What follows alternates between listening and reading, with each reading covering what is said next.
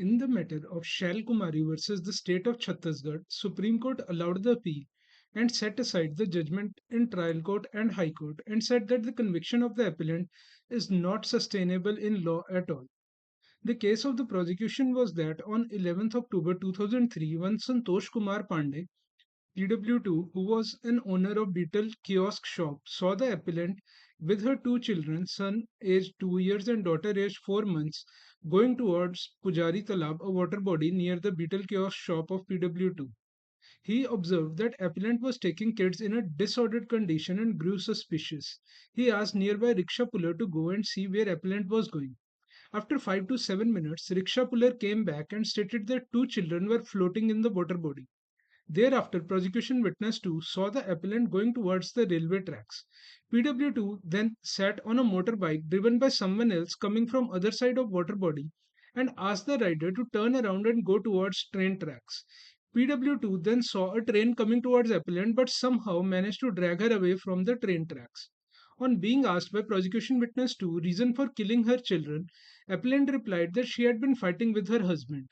PW2 informed the police about the incident and the Dehati Marg intimation was lodged, which was signed by PW2.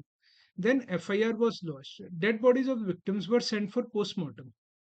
Postmortem was conducted by Dr. P. Akhtar, PW6, and cause of death for both of victims was found to be asphyxia due to drowning. Present case rests on circumstantial evidence. The law on conviction in the case of circumstantial evidence has been very well crystallized by the Supreme Court in the case of Sharad Birdhichand Sarda versus the state of Maharashtra.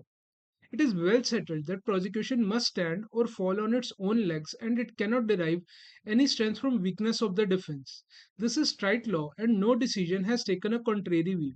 What some cases have held is only this: where various links in a chain are in themselves complete, then false plea or false defense may be called into aid only to lend assurance to the court. In other words, before using additional link, it must be proved that all links in the chain are complete and do not suffer from any infirmity. It is not the law that where there is any infirmity or lacuna in prosecution case, same could be cured or supplied by false defense or plea which is not accepted by the court. Conviction in the present case could be sustainable only if prosecution was in a position to prove case beyond reasonable doubt and also establish chain of events which are connected to each other that it leads to no other conclusion than guilt of the accused. From cross examination of witness, it would reveal that statement in the examination in chief is complete improvement than what was stated by him in his police statement. Whatever he narrated before court does not find place in his police statement. The court in Vadivelu Thevar case has classified witness into three types: wholly reliable, wholly unreliable, and neither wholly reliable nor wholly unreliable. It has been held that in first category of cases there is no difficulty, in as much as if testimony of such witness is found to be fully reliable, it may convict or may acquit on the basis of his statement. Even in second category cases, there is no difficulty that if evidence of such a witness is found to be wholly unreliable, testimony must be discarded.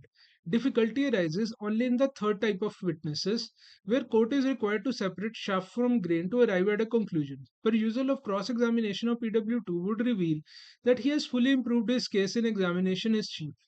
He has narrated what does not find place in his statement under section 161 CRPC.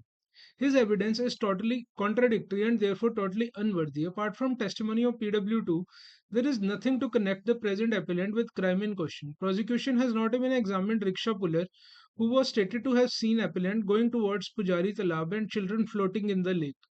Testimony of PW2 being unreliable at the most can be treated as a hearsay evidence. Hence, court said we are of considered opinion that conviction as recorded by trial court and affirmed by the High Court is totally based on conjectures and surmises.